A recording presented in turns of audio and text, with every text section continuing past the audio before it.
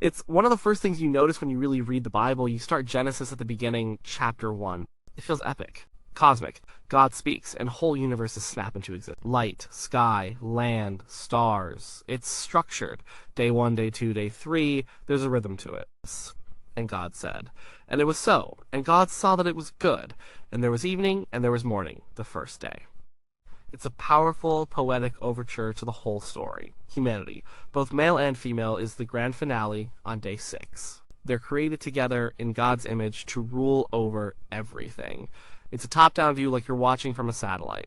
And then you turn the page. You get to Genesis chapter 2, verse 4, and the music changes. The camera zooms in.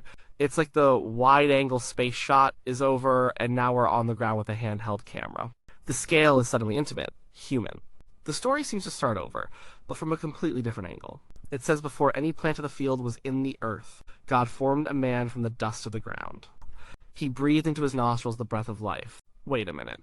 Didn't we already do this? In chapter 1, plants were made on day 3, and humans on day 6. Here, man comes first, before the plants in the garden. And the story keeps going, and the differences keep piling up. In chapter 1, God is called Elohim. It's a grand, majestic name for God. In chapter 2, he's mostly called Yahweh Elohim, or the Lord God. It feels much more personal. In chapter 1, God creates by speaking. He's a transcendent king issuing decrees. In chapter 2, God gets his hands dirty. He's a potter, forming man from clay. He's a gardener, planting a garden in Eden. He's a surgeon, putting the man to sleep and taking a rib to form a woman. The order of creation is different, too. In chapter 1, it's plants, then animals, then man and woman together. In chapter 2, it's man, then the garden plants, then animals are formed to be a helper for the man, and finally, after all that fails, the woman is created from the man's side. The focus is totally different. Chapter 1 is about the creation of the entire cosmos.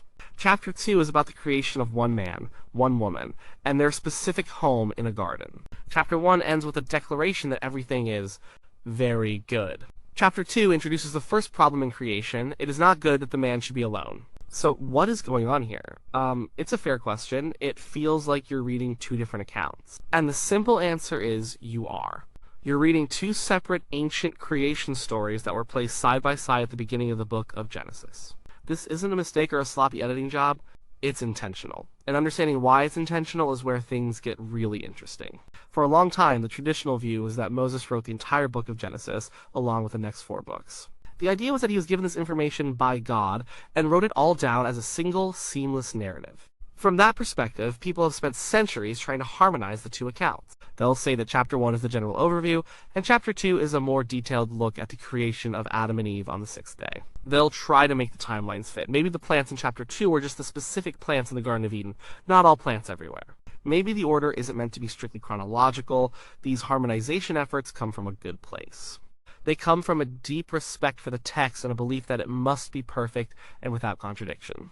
But sometimes, by trying to force the two stories into one single flat narrative, we can miss the power of what's actually happening. We can miss the genius of the final editor who looked at these two different stories and said, yes, we need both of them. Most biblical scholars today, looking at the language, style, theology, and historical context, see Genesis as a compilation of older sources. This idea is often called the documentary hypothesis. It's not about undermining the Bible, it's about understanding how it was put together. The theory suggests that the first 5 books of the Bible, the Torah, were woven together from at least 4 major sources, written by different people or communities at different times in Israel's history. They are known by the letters J, E, D, and P. Genesis chapter 1, the big cosmic 7-day story, is believed to come from the P source. P stands for priestly. This source was likely written or compiled during or after the Babylonian exile, a time when the temple in Jerusalem had been destroyed and the people of Israel were scattered. The priests wanted to preserve their traditions and their identity. Their writing is very orderly, structured, and concerned with things like genealogies, laws, rituals, and the Sabbath. Think about Genesis 1 from that perspective. It's all about order emerging from chaos. It's structured into a perfect week, culminating in the Sabbath day of rest, which is incredibly important to a people in exile trying to maintain their distinct identity. God is majestic, transcendent, and all-powerful. He is called Elohim. He creates with effortless sovereign power. For a people whose world had fallen apart, this story would have been a powerful reminder that their God was still in control, that he was the creator of everything, and that his plan for the world was one of order and goodness. It's a story of cosmic hope. Genesis chapter 2, the story of Adam and Eve in the garden, is believed to come from a much older source, the J source. The J stands for Yahwist, or Yahwist in English, because it uses the personal name for God. Yahweh, often translated as Lord. This source is thought to have originated in the southern kingdom of Judah, perhaps during the time of the monarchy under David or Solomon. The J source has a very different feel. It's earthy, vivid, and full of storytelling. God is not a distant king, but an anthropomorphic figure. That's a fancy word that just means he's described with human-like qualities. He walks in the garden in the cool of the day. He shapes man with his own hands. He breathes his own breath into him. He speaks with Adam and Eve directly. The J source is less concerned with cosmic origins and more concerned with human relationships, with temptation, with sin, and with the origins of human culture and struggle. It's a deeply psychological and relational story. So you have these two stories. One from the priestly tradition, focusing on a transcendent God and cosmic order. The other from the Yahwist tradition, focusing on an immanent, personal God and human relationships. For centuries, these and other stories circulated among the people of Israel. They were told around campfires, taught in homes, and preserved by scribes. The truly incredible moment came when a final editor, or a group of editors, took these different threads and wove them together to create the book of Genesis as we have it. This person, often called the redactor, didn't see the differences between the P story and the J story as a problem to be solved. He saw them as a strength. He didn't try to mash them together into one new sanitized version. He didn't pick one and discard the other. He put them right next to each other, right at the beginning of the whole Bible. Why would he do that? Because he understood that you need both stories to get a complete picture. Each story tells us something essential about God, about humanity, and about the world, and what one story lacks, the other provides. They aren't contradictory, they're complementary, they're like two different photographs of the same person. A wide shot shows you where the person is and what they're doing in their environment. A close-up portrait shows you the look in their eyes, the lines on their face, the emotion they're feeling. You need both to really know the person. Genesis 1, the P account gives us the wide shot.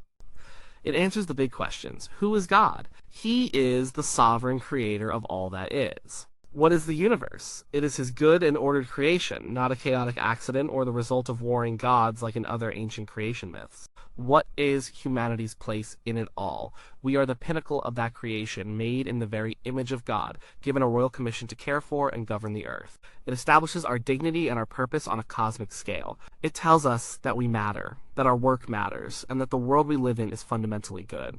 But if we only had Genesis 1, God might feel very far away. He is majestic and powerful, but is he relatable? Is he a God you can talk to? That's where Genesis 2 comes in. The J account gives us the close-up portrait. It answers the more personal questions. What is God like up close? He is a loving craftsman who forms us with care and breathes his own life into us. He is a provider who plants a garden for us to live in.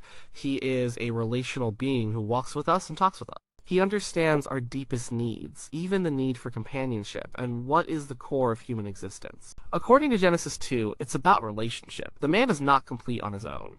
He is made for community with God, with the creation he is meant to tend, and with another human being. The story is not about humanity as a grand concept, but about the intimate bond between two people, about vulnerability, they were naked and not ashamed, and about the deep human longing not to be alone. Put them together, and the picture becomes stereoscopic. It gains depth. God is both the transcendent king of the universe and the immanent friend who walks in the garden. He is both all-powerful and deeply personal. Humanity is both the royal ruler of creation, stamped with the divine image, and a humble creature of the earth, formed from dust and in desperate need of relationship. We are both majestic and fragile. The editor's decision to keep both stories also teaches us something profound about the nature of truth itself. Truth is often too big for a single story. Sometimes you need multiple perspectives to even begin to grasp it. Instead of a single, flat, harmonized account, the Bible begins with attention. It begins with two voices, two styles, two perspectives held together, and this sets a pattern for the rest of the Bible. You see it again and again. You have 4 Gospels, not one, each telling the story of Jesus from a slightly different angle. You have the law and the prophets, you have the passionate poetry of the Psalms, and the practical wisdom of Proverbs. The Bible doesn't shy away from this kind of multiplicity, it embraces it. This understanding can be incredibly freeing. It means we don't have to read Genesis 1 and 2 as a scientific textbook or a modern historical account. That's not what they were ever intended to be. They are ancient theological documents written to answer theological questions for an ancient audience. They are using the literary forms of their day poetry, narrative, myth, age to convey profound truths about the nature of God and humanity. The question they are answering is not how, in scientific terms, did the universe begin. The questions are, who are we? Why are we here? Who is the God who made us? And what is our relationship to Him and to the world? To those questions, Genesis 1 and 2 give a rich, multi-layered answer. Genesis 1 says, "You are the majestic creation of an all-powerful God, made in His image to rule the world." Genesis 2 says, "You are the intimate creation of a personal God, made from the earth for relationship and community." Which one is true? Both are true. They are different kinds of true. They speak to different parts of our human experience. There are days when we need to be reminded of the grandeur of Genesis 1 side, that the universe is not a random accident, that there is order and purpose, and that we have a dignified role to play in it. And there are days when we desperately need the intimacy of Genesis 2, the reminder that God is close, that He knows our loneliness, and that we were made for connection. So, the two creation stories in Genesis are not a problem to be solved. They are a gift to be explored. They show us that the Bible is not a simple, flat book with all the answers neatly arranged. It's a complex, textured library of texts, a conversation across centuries. The decision to place these two different, powerful stories side by side at the very beginning invites us not just to read, but to wrestle. To think, to compare. It invites us into a deeper, more honest engagement with the text and with the God it describes. It shows us, from the very first page, that faith is not about having a single simple answer, but about holding different essential truths in a creative tension. And in that tension we find a much truer and more complete picture of who we are and who God is.